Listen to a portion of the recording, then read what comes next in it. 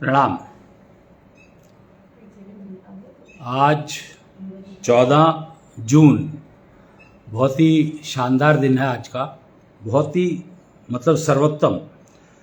कल 13वीं हुई है नेगेटिव फोर्सेस की, जो महाभारत के बाद रह गई थी, तो उन सब की कल 13वीं हो गई।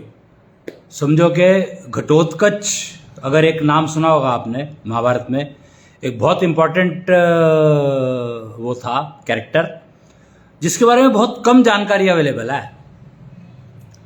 तो घटोत्कच भीम के पुत्र थे और उनकी माता थी हिडिंबा, जो एक राक्षस योनि में थी, और भीम देव योनि के वो थे कैरेक्टर,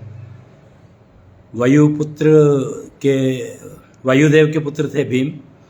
तो एक देव और राक्षसी का मिलन और उनका घटोत्कच का जन्म होना, ये तो घटोत्कच एक बहुत ही इंपॉर्टेंट कैरेक्टर थे महाभारत के, जिनके बारे में शायद ज्यादा चर्चा है नहीं। तो आज थोड़ा सा मुझे लगा कि उनके बारे में थोड़ा समझना जरूरी है, और खासकर उनका जो पुत्र था, अब मुझे घटोत्कच की पत्नी कौन थी ये तो मुझे नहीं मालूम, पर उनका जो पुत्र था बर्बरीक,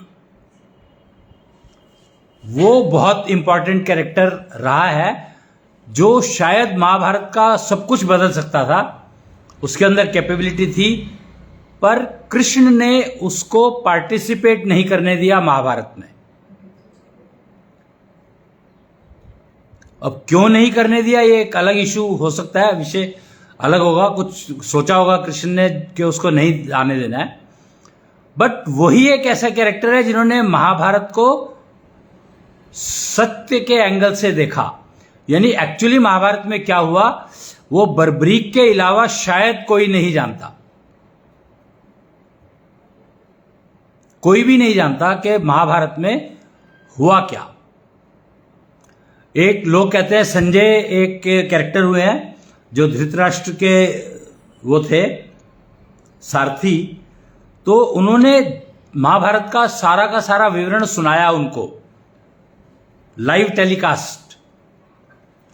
पर संजय को महाभारत में जो एक साथ बहुत सारे इवेंट हो रहे थे, पर संजय बहुत सारे इवेंट नहीं देख पाता था, तो जितने देख पाता था उतने बता देता था। जो उसकी आंखों को नहीं दिखाई दिए वो नहीं दिखाई दिए।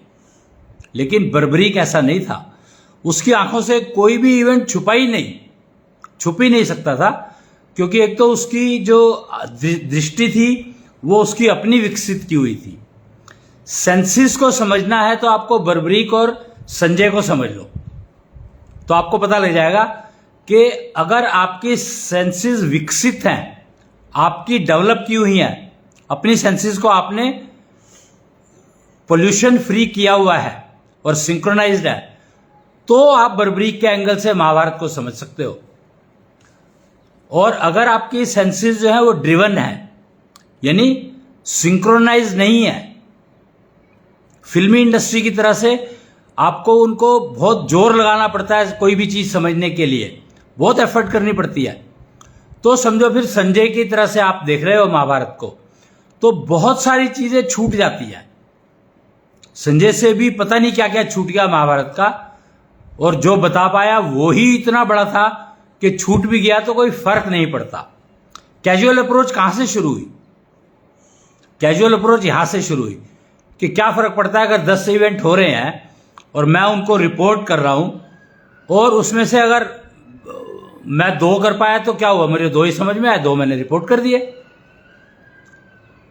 और बाकी 8 का क्या होगा, जबकि वहां पर हुए तो 10 इवेंट है। तो आपकी अपनी सेंसेस को, आपके पास कोई चॉइस नहीं है, आपको अपनी सेंसेस को सिंक्रोनाइज, जागृत और फिल्टर्ड करना ही होगा, कोई और ऑल्टरनेटिव है नहीं। और आपको एक बात, बहुत इंपॉर्टेंट बात यहां पे बताना चाहूंगा मैं, कि सेंसेस को सिंक्रोनाइज करने का प्रोसीजर, सिस्टम क्या है, तरीका क्या है। भाई नेचुरली सेंसेस है तो सिंक्रोनाइज तो होनी ही चाहिए ना। आंख कुछ देख रही है, कान कुछ देख रहा है, तो फिर तो आप कंफ्यूज रहोगे ही। तो मैं यहां पे थोड़ा सा, ये कृष्णिष्ट बैठे हैं यहां पर, तो कृष्णिष्ट कौन है इनको समझना हो। अगर आपको सेंसेस सिंक्रोनाइज करना है तो आपको कृष्णिष्ट के पास जाना पड़ेगा, आपके पास कोई चॉइस नहीं है, जाना ही पड़ेगा, क्योंकि उन्होंने ही वो ज्ञान दिया है, वही इंफॉर्मेशन या प्रोसीजर्स दिए हैं जिनका उपयोग करके आप अपनी सेंसेस को सिंक्रोनाइज कर सकते हो। मैं सिंक्रोनाइजेशन की बात कर रहा हूं यहां पर। तो सिंक्रोनाइजेशन से पहले हर सेंस को पोल्यूशन फ्री करना भी आपका काम है। सारी सेंसेस को पोल्यूशन फ्री करना है, और सबके अलग अलग तरीके हैं। 5 सेंसेस है आपके पास, 5 सेंसेस को सिंक्रोनाइज करना, सबको पोल्यूशन फ्री करना, और सारी जागृत हो, फंक्शनल हो, ये इंश्योर करना। तो इसके लिए आपके पास इनका दिया हुआ ही ज्ञान है जो आपको यूज करना पड़ेगा। 18 मॉलिक्यूल के मालिक कहलाते हैं ये। तो उनमें से 5 मॉलिक्यूल बहुत इंपॉर्टेंट है सेंसेस के रिस्पेक्ट की जब बात करता हूं मैं तो। और वो 5 जो मॉलिक्यूल्स हैं उनको वेदों से रिप्रेजेंट किया गया है। 5 वेद बताए गए हैं, एक्चुअली वेद 4 बताए गए हैं, और चारों वेदों का सार है गीता। महाभारत का इसीलिए मैंने महाभारत से शुरू किया। और घटोत्कच एक वो प्राणी थे जिन्होंने एक्चुअली गीता को जिया है। गीता को 100% जीवन में अगर उतारा है किसी ने तो वो घटोत्कच थे। और कोई प्राणी मुझे दिखाई नहीं देता कि जिसके बारे में मैं कहूं। और इसीलिए बर्बरीक उस लेवल की तपस्या कर पाए कि कृष्ण को, जो कि महाभारत के एक नायक कहलाते हैं, और महाभारत में बर्बरीक को पार्टिसिपेट नहीं करने दिया उन्होंने। तो क्या ऐसा कारण रहा होगा, बर्बरीक के पास ऐसा क्या था, यह समझना होगा कि बर्बरीक के पास ऐसा क्या था जिसकी वजह से उसको महाभारत में पार्टिसिपेट नहीं करने दिया। जबकि महाभारत शुरू होने से पहले कृष्ण ने डिक्लेयर किया था कि जो चाहे इसमें पार्टिसिपेट कर सकता है पूरे वर्ल्ड से। और पूरा वर्ल्ड इन्वॉल्व था महाभारत में, पूरा का पूरा वर्ल्ड।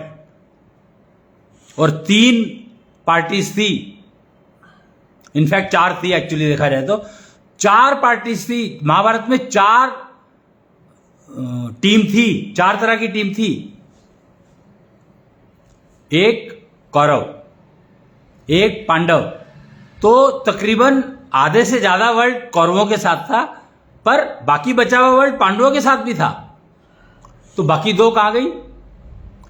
तो एक पार्टी थी भोज, राजा भोज, जिनका काम था भोजन खिलाना। जो आज की हिंदू कम्युनिटी है, सनातन प्रक्रिया को जो मानते हैं, समझते हैं, उपयोग करते हैं, थोड़ा बहुत चाहे कुछ भी समझते हैं तब भी, तो वो कम्युनिटी थी जो भोज की कम्युनिटी थी। जो आज के हिंदू हैं, जो आज के सनातनी हैं, वो उनको आप कह सकते हो कि वो भोज की कम्युनिटी थी।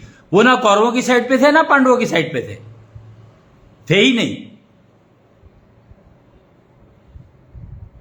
तो इसीलिए हिंदू समाज या सनातन समाज किसी को आसानी से समझ में नहीं आता।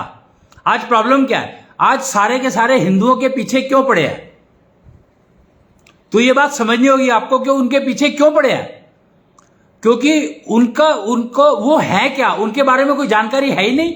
हिंदू समाज या सनातन संस्कृति के जानकारों के बारे में ज्यादा जानकारी है ही नहीं मार्केट में। तो उनको जानने की कोशिश कर रहे हैं, पर जानने की कोशिश नहीं कर रहे, उनको अनजाने में या इग्नोरेंस में या मिसगाइड होकर जो भी कुछ कहो, उनके प्रति उनको लूटने में लगे हुए हैं। जबकि राजा भोज का काम था सबको भोजन करवाना, चाहे वो महाभारत लड़ रहा है या नहीं लड़ रहा है, या कौरवों की साइड है या पांडवों की साइड है, डजंट मैटर, उनके लिए कोई फर्क नहीं पड़ता था। उनका एकमात्र कारण था कि भोजन को तैयार कराना और उनको खिलाना सबको। और आज का हिंदू समाज भी वही कर रहा है। आप देख लो, पिछले कहते हैं कि 1000 साल से गुलाम थे। हिंदू समाज के बारे में कहा जाता है कि पिछले 1000 साल से गुलाम थे। क्या यह संभव है कि आप खाना बनाने वाले को, जो आपको भोजन करवा रहा है, उसको आप गुलाम समझो तो आपको क्या मिलेगा? नुकसान तो आपका ही है। हर घर में महिला क्यों इंपॉर्टेंट है? एकमात्र कारण कि आपको क्या खाना है, क्या खिलाना है, क्या आपको सूट करता है, क्या आपको नहीं सूट करता है, उसको सब पता होता है। गृहिणी कहते हैं उसको सब पता होता है। बताए ना बताए, कुछ कंफ्यूजन हो, वो सब सेकेंडरी है, अलग बातें हैं, बट पता सब कुछ होता है उसको। क्योंकि हर महिला को, हर नारी को, हर कन्या को सेंसेस 6 दी गई हैं।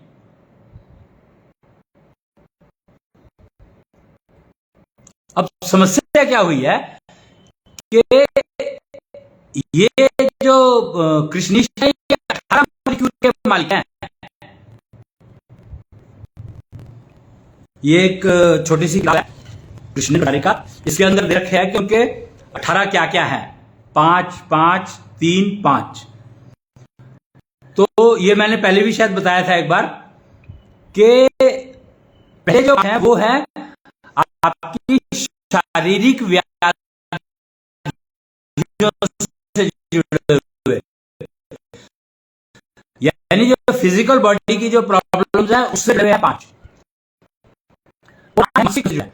प्रॉब्लम्स के साथ जो समस्याएं हैं उसके 5 एलिमेंट्स हैं, 5 मॉलिक्यूल हैं। और 3 है जो आपकी सोच की प्रक्रिया से जुड़े हैं। आपकी सोच कैसी है, आप कितना कर पाते हो अपने लिए, दूसरे, और 5 ऐसे जो आपके स्वभाव से जुड़े हैं। अब ये स्वभाव क्या है? देखो, 5 ज्ञान बताए गए हैं। वो एक समय चक्र होता था, कहीं पे पढ़ा गया आपको चक्र?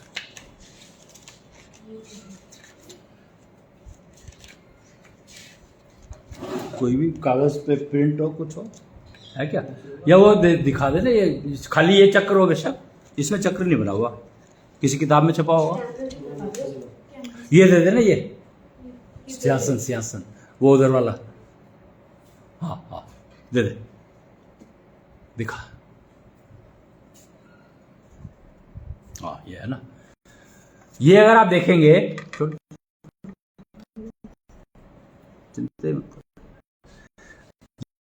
ये अगर आप देखेंगे, एक ये चक्र ऊपर एक चक्र बना हुआ है, और चक्र के चारों तरफ ऊपर लिखा हुआ है 1 2 3 4 5 ज्ञान, नीचे 4 लिखे हुए हैं। ये 5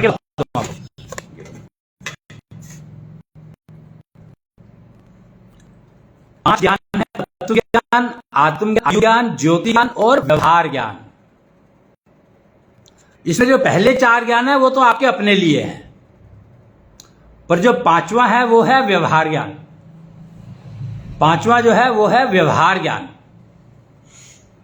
और व्यवहार ज्ञान जो है वो आपको दूसरों के साथ कैसा व्यवहार करना है, समाज कैसे चलेगा, परिवार कैसे चलेगा, कुटुंब कैसे चलेगा, तो वो सारी जो इंटरेक्शन है एक दूसरे के साथ, वो कैसे चलेगा, वो सारी चीजें व्यवहार ज्ञान पर डिपेंड करती है। और ज्यादातर मैंने ये सुना है कि सर बाकी सब तो ठीक है, लेकिन व्यवहार ज्ञान तो सारा का सारा मिसिंग है, गायब है। सोसाइटी में व्यवहार ज्ञान है ही नहीं। इसी की सबसे ज्यादा जरूरत है, व्यवहार ज्ञान की सबसे ज्यादा जरूरत है, और वही गायब है। क्यों? बिना व्यवहार ज्ञान के तो समाज चल ही नहीं सकता। समाज का परिवार नहीं चल सकता, परिवार का 2 लोग नहीं चल सकते, और 2 तो क्या, खुद इंसान भी नहीं चल सकता। अपने आप को ही नहीं मैं चला सकता अगर मेरे को व्यवहार करना नहीं आता है तो व्यवहार ज्ञान डिपेंडेंट किस चीज पर है? अब सारी गेम ये है, आज से हम लोग व्यवहार ज्ञान के ऊपर ही मेनली चर्चा करने का बनाया है कार्यक्रम, क्योंकि कल 13वीं हुई है। तो वो 13वीं किस चीज की हुई है? तो 13वीं हर तरह के जो नेगेटिव कंफ्यूजन, इग्नोरेंस वगैरह वगैरह फैली हुई थी, उन सब की 13वीं हो गई, और इसीलिए घटोत्कच उभर कर आया सामने। तो व्यवहार ज्ञान समझना बहुत जरूरी है, और व्यवहार ज्ञान का जो सर्वोत्तम उपयोग जिसने किया वो थे घटोत्कच। मतलब कमाल को था, उनको पिता का भी सारी की सारी ज्ञान था, पिता की जो नॉलेज थी उनको भी उनके पास थी, और जो मां ने सिखाया उनको वो भी उनके पास था। तो अगर देखा जाए तो व्यवहार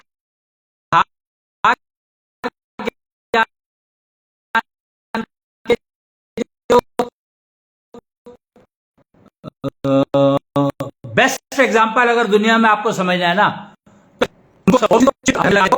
तो आपको और कुछ प्रोसीजर होंगे उनके, वो मिल जाएंगे आपको कहीं पर भी। तो व्यवहार ज्ञान आप आने लगेगा। आपको व्यवहार ज्ञान की समझ तभी आएगी जब आप घटोत्कच की पूजा आराधना करेंगे, उनको गुरु बना लो।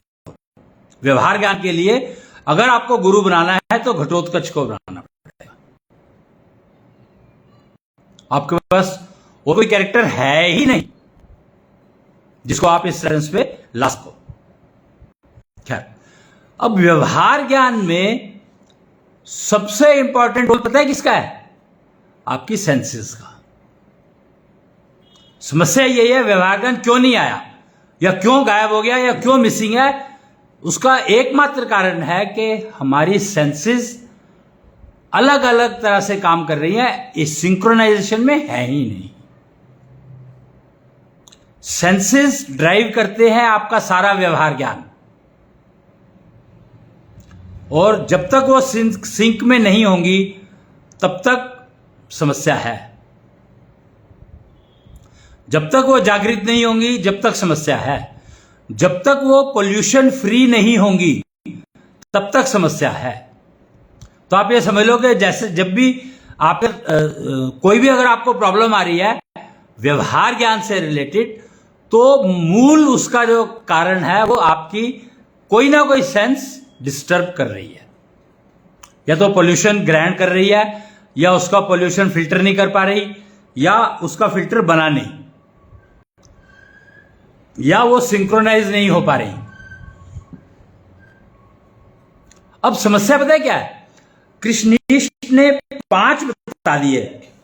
इसमें मैंने कहा आपको कि 5 वेद, हर इंसान जब पैदा होता है तो वो अपने साथ एक वेद लेकर पैदा होता है। इन 5 वेदों से, वेद 5 नहीं है, 4 है। कौन सा? ऋग, अथर्ववेद, ऋग्वेद, सामवेद और यजुर्वेद। और इन सब गीता का इन सब वेदों का सार है गीता। गीता को वेदों का सार कहा जाता है। तो 5वां जो वेद है, जिसको हम गीता कह देते हैं, नाम उसका गीता है, पर वो 5वां वेद कह सकते हो आप उसको। पर वो वेद एक्चुअली नहीं है, वो वेदों का सार है। मतलब सारे वेदों में से जो इंपॉर्टेंट इंफॉर्मेशन जो आपको व्यवहार ज्ञान के लिए चाहिए वो उसके अंदर बिल्ट इन है। पर अगर आप खाली गीता को एडॉप्ट कर लेते हो, समझ लेते हो, पढ़ लेते हो, कर लेते हो, तो आप व्यवहार ज्ञान की तरफ चल दिए।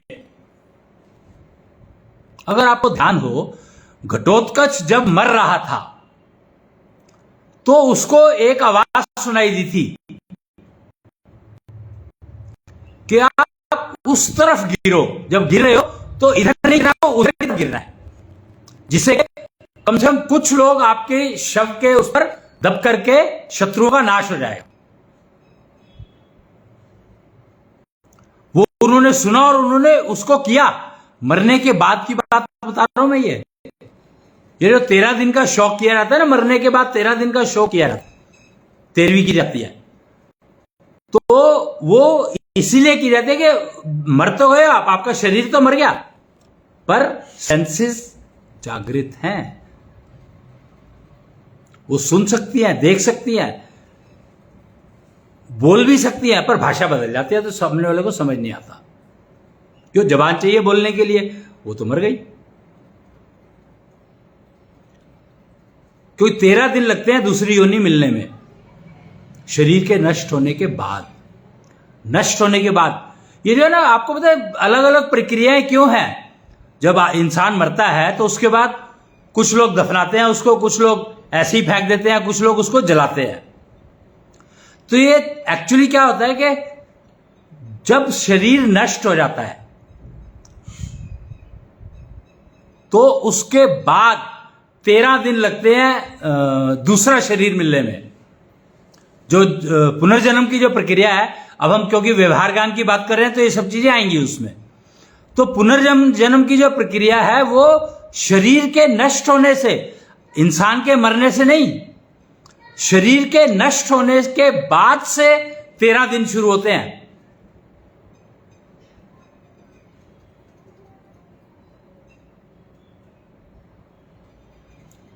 इसीलिए कहते हैं कि कोशिश ये होनी चाहिए कि जिस दिन मरा है इंसान, उसी दिन उसका शरीर 5 तत्वों में विलीन हो जाए, तो वो सर्वोत्तम माना गया है। जितना गैप कम होगा उतना ही फायदा होगा मरने वाले को।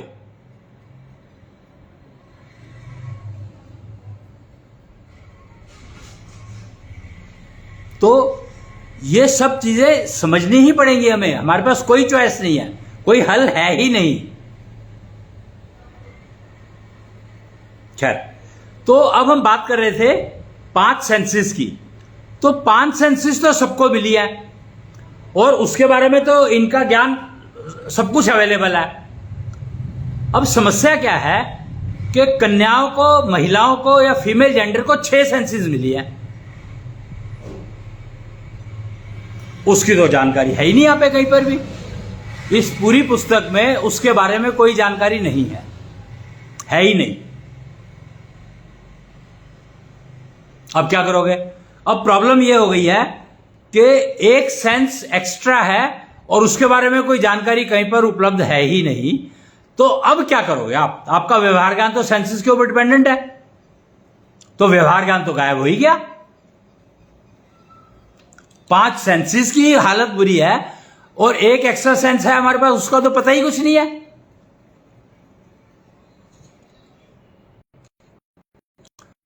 तो वो एक एक्स्ट्रा सेंस के लिए छठा वेद भी है और उसको ही कुशल वेद कहा गया है। यहां पर लगा हुआ है, आप देख सकते हो, दिखा दो देना।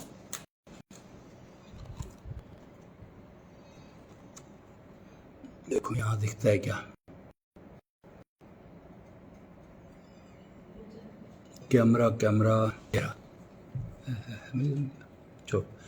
ये कुच्छल वेद है, ये छठा वेद है। इसके अंदर जानकारी है उस 6 सेंस की, और ये कृष्ण ने दिया था जब वो आए थे इस धरती पर, अपने साथ कुच्छल वेद लेकर आए थे।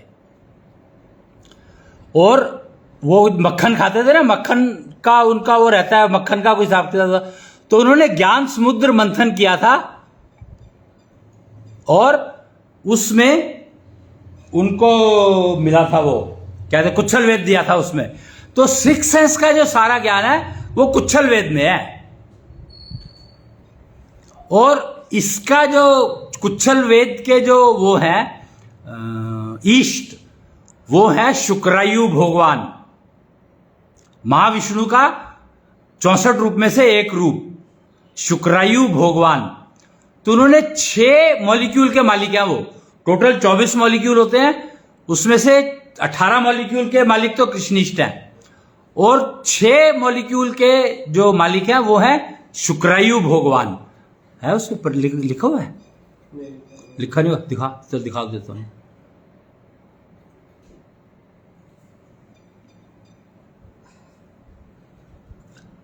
ये है शुक्रायु भगवान का जो रिप्रेजेंटेशन कह सकते हो आप।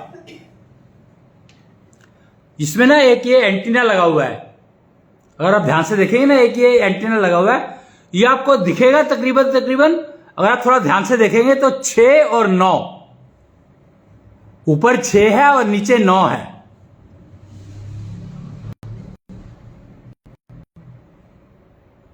छह और 9 दिखाया गया ये, तो ये बहुत इंपॉर्टेंट है। जो भी शुक्रायु भगवान की अगर आप समझने के लिए उनके ईष्ट बनाते हो, अपना ईष्ट मान लेते हो, तो आपको ये एंटीना धारण करना पड़ेगा। और ये है 6 अणुओं के मालिक, ये रख दो वापस, शुक्रायु भगवान। अब 6 जो वो है, अब आप देखो कि व्यवहार ज्ञान में क्या क्या काम आता है। आपका बोलना, आपका सुनना, फिर बाकी लड़ाई झगड़ा, व्यवहार ज्ञान में सोच लो ना क्या क्या काम आता है। तो वो 6 मॉलिक्यूल जो है व्यवहार ज्ञान में काम आते हैं।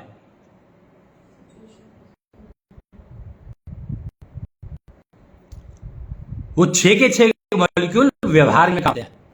तो उनको संतुलन में रखना, उनको बैलेंस रखना, उनको जागृत रखना और बाकी सेंसेस के साथ सिंक्रोनाइज रखना, ये बहुत बहुत महत्वपूर्ण है, बहुत बहुत महत्वपूर्ण है। पर ये प्रॉब्लम ये है कि क्योंकि ये जो 6 सेंस है वो पुरुष के पास तो है ही नहीं, तो व्यवहार ज्ञान महिला ही सिखा सकती है। इसीलिए मां को पहला गुरु कहा गया है बच्चे का। यही एकमात्र कारण है कि उसको पहला गुरु कहा गया है, कि व्यवहार ज्ञान वही सिखा सकती है, मां ही सिखा सकती है और कोई नहीं सिखा सकता। तो इसलिए वो समझना। और 6 जो मॉलिक्यूल है वो क्या क्या है, उसका नाम है कुछ, हिंदुत्व मॉलिक्यूल, शुक्र मॉलिक्यूल, कपली मॉलिक्यूल, कृष्ण कृष्णा, युगलता मॉलिक्यूल एक है, शुक्र मॉलिक्यूल एक है, और हिंदुत्व कृष्ण तत्व, कृष्णांश, शिव, ये 3 मॉलिक्यूल हैं। शिव मस्तक में, कृष्णांश हार्ट में, हृदय में, और मन में कृष्ण, कृष्णांश और युगलता, और एक भाषा हिंदित्व। हिंदू जो है वो हिंदी के जानकार हैं। तो हिंदित्व करके एक मॉलिक्यूल होता है जिसका उपयोग होता है बोलने में। जो भी आप बोल रहे हो, सुन रहे हो, देख रहे हो, तो ये इसकी जो सारी जो एनर्जी है वो हिंदित्व मॉलिक्यूल के ऊपर डिपेंडेंट है। खासकर सुनना और बोलना, ये 2 चीजें हिंदित्व मॉलिक्यूल के कारण आपके हैं। जिनको भी बोलने में कष्ट है या कुछ उल्टा सीधा बोल लेते हैं, तो इसका मतलब है कि आपका हिंदित्व मॉलिक्यूल बिगड़ गया है, या अनबैलेंस हो गया है, या पॉल्यूटेड हो गया है। अगर आप बोलने में अपना कंट्रोल नहीं कर पा रहे हो, सुनने में आपको सुन तो लिया आपने पर समझा गलत, किसी ने क्या कहा और किस इंटेंशन से कहा, दोनों चीजों में जो गैप है, वो गैप आने का कारण ही है आपके हिंदित्व मॉलिक्यूल में पोल्यूशन। और वो पोल्यूशन आपको आप खुद ही रिमूव कर सकते हो, कोई आपकी चीजें हैं। तो ये 6 मॉलिक्यूल जो हैं आपको सिंक्रोनाइज में लाने ही पड़ेंगे। और व्यवहार ज्ञान का आधार है ये 6 मॉलिक्यूल्स। और क्योंकि इनके बारे में जानकारी नहीं थी मार्केट में, इसलिए व्यवहार ज्ञान का ये हालत हो गई थी कि we have reached a stage, तो you watch my back and I watch your back, how can you do that. एक ना इसको कंफ्यूजन फैलाने के लिए क्या किया गया, एक एक स्टेटमेंट है मार्केट में 36 का आंकड़ा। 36 का मतलब क्या होता है? 3 इधर और 6 इधर, तो दोनों की बैक मिली हुई है। अब मूवीज देखो, मूवीज में जब भी 2 लोग होते हैं और उनको तो एक से एक बैक मिलाकर खड़े होते हैं वो। तो 36 का आंकड़े का मतलब है कि हमने अपनी अपनी बैक सिक्योर कर ली, और वो बिना 6 मॉलिक्यूल के संभव नहीं है। बैक स्टैबिंग क्यों चलती है? क्यों हो पाई बैक स्टैबिंग का इतना पॉपुलर? आज की तारीख में बैक स्टैबिंग के अलावा हो नहीं रहा है कुछ भी। बैक स्टैबिंग चल रही है हर जगह पे। ये जो कैमरा लगाने का जो कंसेप्ट शुरू हुआ, पता है क्यों हुआ? ये बैक स्टैबिंग की बोन है। कैमरा लगाने से आप बैक स्टैब अच्छा कर सकते हो, क्योंकि आप उसकी सारी एक्टिविटी को रिकॉर्ड करते हो, फिर पॉइंट ढूंढते हो कि भैया इसकी बैक कब फ्री होती है, तो उस टाइम पे उसको स्टैप करोगे।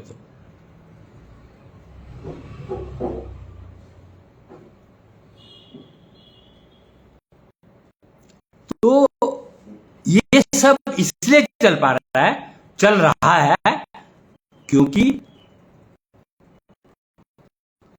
36 का आंकड़ा को समझना होगा हमें। 36 में 3 और 6।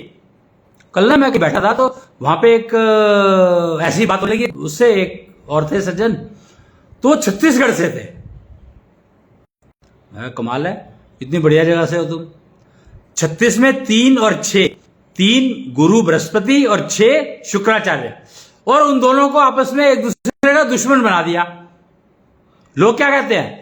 शुक्राचार्य जो है दानवों के गुरु हैं और बृहस्पति देवों के गुरु हैं,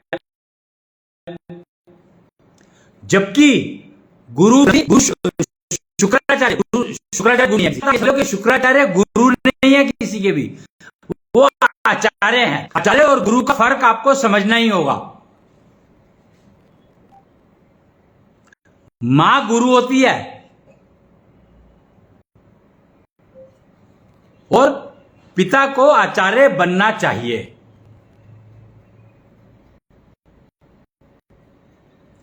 तो गुरु बृहस्पति के गुरु कौन है? उनके इष्ट कौन है? पता है आपको गुरु बृहस्पति के इष्ट कौन है? शुक्राचार्य। जब यह बात हुई थी कि शुक्राचार्य को कहा गया था कि आपको हम स्वर्ग का देवताओं का गुरु अपॉइंट करना चाहते हैं, क्योंकि विष्णु को तो पता है कि शुक्राचार्य कौन है। शुक्राचार्य महाविष्णु के एक रूप है, तो कृष्ण को तो पता है, विष्णु को तो पता है। तो विष्णु ने कहा कि आप नियुक्त करना चाहते हैं गुरु, तो शुक्राचार्य ने क्या कहा? उसने नहीं, मैं नहीं बनूंगा, क्योंकि देवता जो है वो कुछ चाहते, क्योंकि वो एक उस काम में जो उनको काम दिया गया उस काम में इतने व्यस्त रहते हैं कि वो कुछ नया नहीं कर पाते। उनका काम है देने का, देवताओं का काम है देने का, तो वो व्यस्त इतने रहते हैं, बिजी रहते हैं, तो मुझे नहीं बनना है इनका गुरु। तो वो चले गए। वो दानवों के गुरु नहीं थे, ये बात समझ लो आप।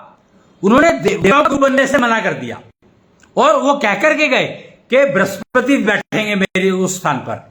बृहस्पति को उन्होंने अपॉइंट किया। अगर आप देखेंगे तो बृहस्पति ने अपने पुत्र को शुक्राचार्य के पास भेजा था शिक्षा लेने के लिए, मकर ध्वज। आप पूछ सकते हो, किसी कहीं भी शास्त्रों में लिखा, पूछ सकते हो आप।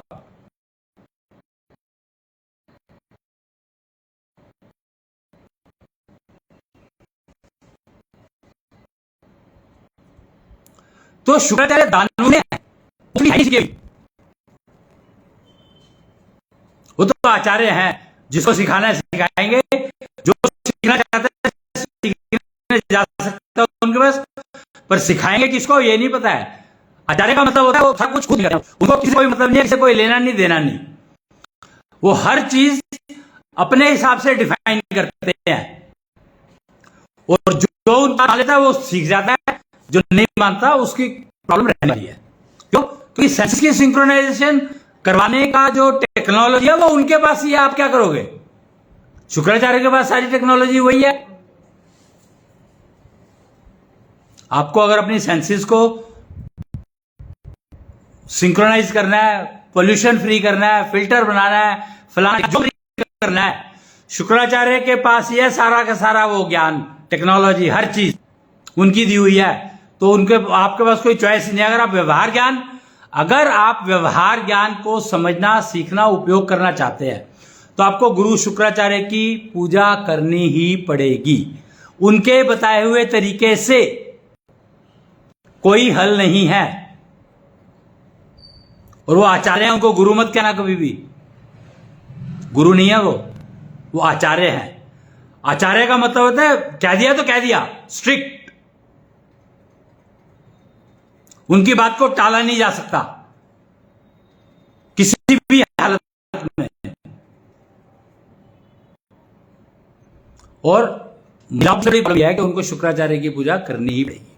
उनके पास कोई चॉइस नहीं है, क्योंकि उनके पास 6 सेंसेस है।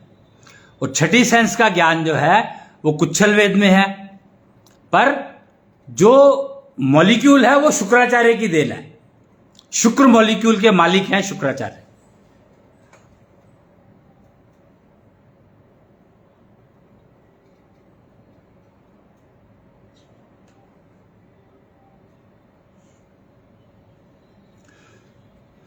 तो हम बात कर रहे थे, पहले 5 सेंसेस की कर लेते हैं, क्योंकि इंपॉर्टेंट तो 5 सेंसेस सबके पास है, वो तो चाहिए ही चाहिए ना सबके लिए। तो 5 सेंसेस के लिए आपको आप कौन सा वेद लेकर के पैदा हुए हो। अब देखो, कुच्छल वेद लेके आप पैदा नहीं हुए। कुच्छल वेद लेकर के आप पैदा नहीं हुए। बहुत समस्या है, बहुत गहन समस्या है।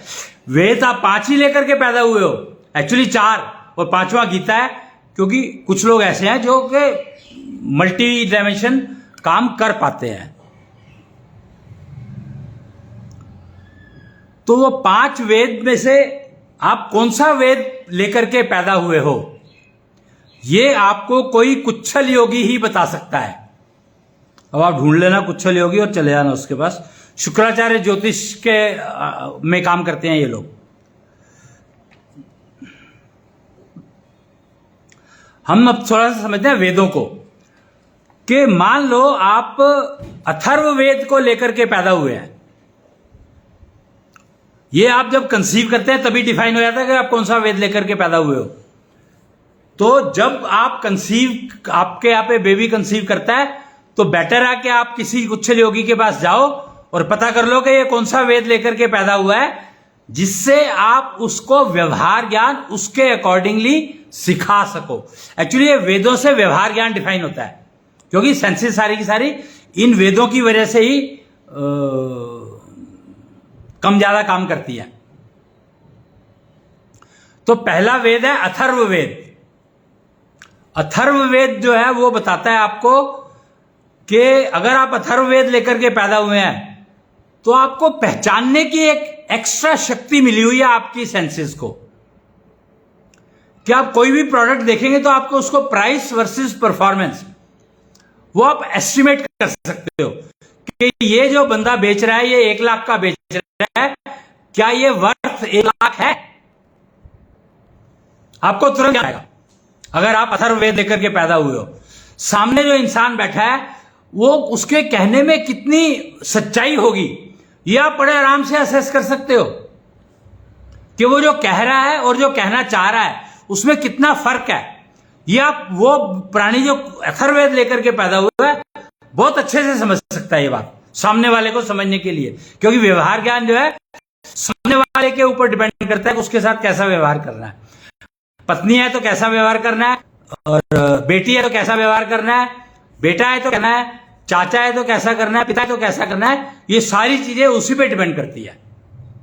पर उसमें भी व्यवहार एक फॉर्मल व्यवहार करना है या इंटेंस व्यवहार करना है वो डिपेंड करेगा कि सामने वाले की आपको इंटेंशन पता होनी चाहिए, कि वो जो कह रहा है और जो कहना चाहता है उसमें गैप कितना है। उसका अगर आप अंदाजा लगा पाओगे तो आप बड़े अच्छे से व्यवहार कर सकते हो सामने वाले से। तो ये अथर्ववेद की क्वालिटी है। अगर आप अथर्ववेद लेकर के पैदा हुए हो तो ये क्वालिटी आपको बिल्ट इन है, मिली है बचपन से, पैदा होते ही, कंसीव होते ही। दूसरा है ऋग्वेद। ऋग्वेद की अगर आप ऋग्वेद लेकर के पैदा हुए हो मान लो, तो इसका मतलब है कि आपको ना जानकारी इकट्ठा करने का बहुत शौक रहेगा। कोई भी चीजें आने दे, मतलब you are careless whether that information is required और नॉट रिक्वायर्ड। आपको जिंदगी में शायद कभी काम आए, तो आप लाइब्रेरी बनने की कोशिश करते हो। तो आपसे कोई भी पूछेगा किसी भी सब्जेक्ट पे, you will be able to give some answer to the person, और you will be able to locate that information from library and tell the person. तो वो क्वालिटी बिल्ट इन आपके पास अगर आप ऋग्वेद लेकर के पैदा हुए हो तो। सामवेद, अथर ऋग सामवेद, अगर आप सामवेद लेकर के पैदा हुए हो, अगर आपकी बाय बर्थ क्वालिटी सामवेद की है, तो म्यूजिक आपके अंदर बिल्ट इन है। आपको प्रकृति का जो म्यूजिक है, संगीत, वो आपके अंदर बिल्ट इन हो गया। तो आपको प्रकृति के साथ रहने में बड़ा आनंद आएगा। आप बहुत जल्दी समझ पाएंगे कि ये कहना क्या कह रहे हैं, और अपना लग के काम करने वाले, जिद जिसको कहते हैं जिद्दी हो जाता है, क्या मेरे को तो ये काम करना ही है, चाहे कुछ भी हो जाए, कैसे भी हो, मेरे को ये करना है। वो लग जाते हैं तो मैं आईएएस बनना है मेरे को, तो मेरे को बनना ही है, मेरे हाथों में लकीर है या नहीं है इममटीरियल, और मुझे ये करना ही है। तो सामवेद जिस क्वालिटी से जो पैदा हुआ है, वो इस तरह का प्राणी होगा कि वो ठान लेगा अगर के मेरे को ये काम निपटाना है तो मैं निपटा के छोड़ूंगा, लगा रहूंगा, और मुझे डिस्टर्बेंस नहीं पसंद। उस काम को करते हुए मुझे डिस्टर्बेंस नहीं पसंद। पहले वो काम कर लूं, फिर उसके बाद जो मर्जी करो, पर पहले वो काम जो मैं कर रहा हूं वो करना ही है।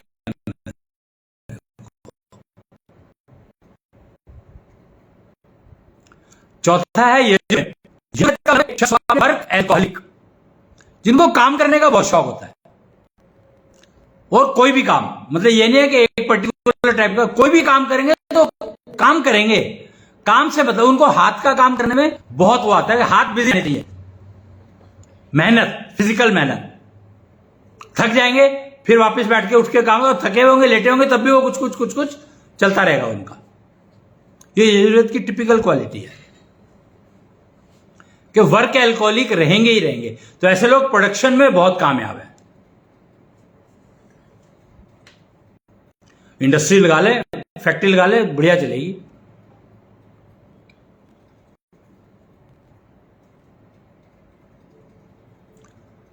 और पांचवा है गीता। गीता मतलब सारे वेदों का सार। तो उसमें थोड़ी थोड़ी सारी क्वालिटीज हैं। थोड़ी थोड़ी का मतलब क्या है, बीज हैं सारे, पर उनको किस पर्टिकुलर वेद के लिए डेवलप करना है वो उसकी मर्जी है। कोई भी एक पर्टिकुलर वेद लेकर के उसको एक्सेल तक, किसी भी लेवल तक वो डेवलप कर सकता है, उस बीज को विकसित कर सकता है अपने अंदर। तो गीता की ये क्वालिटी है कि, और वो बदल भी सकता है। यानी आज मेरे को लगा कि यार आज यजुर्वेद की तरह से मेरे को चलना 2-5 साल, तो वो लगा रहेगा उसमें। फिर कहते नहीं यार अब तो मेरे को सामवेद की तरह से जाना है, तो वो उधर शिफ्ट हो जाएगा। तो that person can shift, he is so dynamic, कभी भी बदल सकता है किसी भी चीज में, हर सिचुएशन में वो अपने आप को सेट कर सकता है। ये गीता की क्वालिटी है।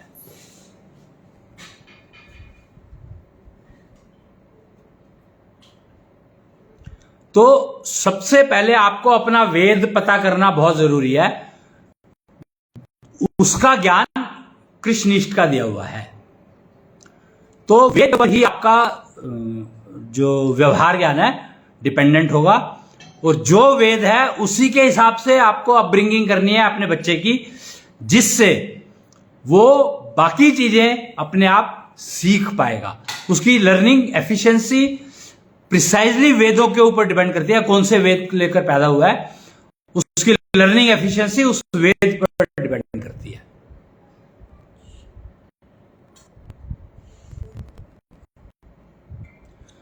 तो आज के लिए मुझे ये शुरुआत करनी थी इस ज्ञान को बांटने की, तो मैंने किया है कि वेदों की इंपॉर्टेंस क्या है जिंदगी में। वेद जो लिखे गए हैं मैं उनके बारे में नहीं जानता हूं, पर जो लेकर के पैदा हुए हो उसका गणित मैं जानता हूं, तो उसको कैसे उपयोग करना है उसकी ट्रेनिंग दे सकता हूं। ये मेरा काम है। तो आज के लिए इतना ही। एक वो मूल वाक्य है कौंजल्यला मूल वाक्य। ये कौंजल्यला जनरेशन बनाई जा रही है, उसके ऊपर काम चल रहा है आजकल। कौंजल्यला जनरेशन का मतलब है well wisher to the humanity.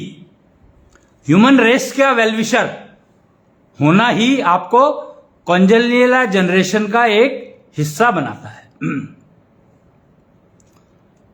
और अपनी अपनी सेंसेस, अपने वेद पता होने चाहिए। 5 ही होते हैं। कुच्छल वेद होता नहीं है किसी के पास भी। सेंसेस 6 होती है महिलाओं के पास, पर कुच्छल वेद अपने अंदर डेवलप करना पड़ता है। वो शुक्र के ऊपर डिपेंड करता है आपके कि शुक्र को आप कैसा मेंटेन कर पाते हो, क्योंकि शुक्र इज द सिंक्रोनाइजिंग एलिमेंट। तो इनका जो मूल वाक्य है कौंजल्यला का, ये आप देख सकते हो यहां पर।